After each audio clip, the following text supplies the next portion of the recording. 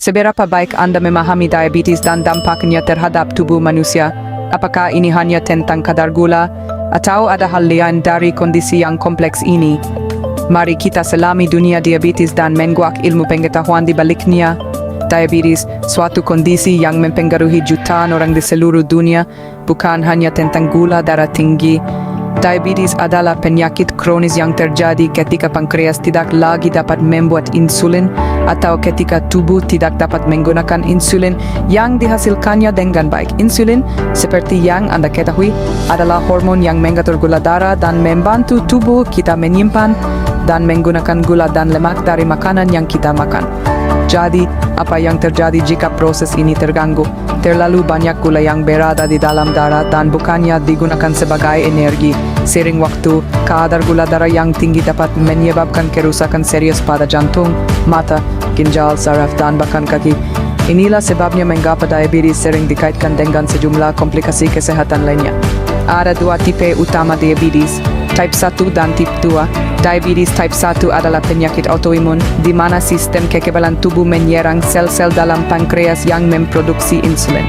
Type ini biasanya didiagnosis pada anak-anak dan dewasa muda, dan tidak ada cara yang diketahui untuk mencegahnya. Di sisi lain, diabetes tipe 2 jauh lebih umum dan sering dikaitkan dengan faktor gaya hidup seperti obesitas dan kurangnya aktivitas fisik.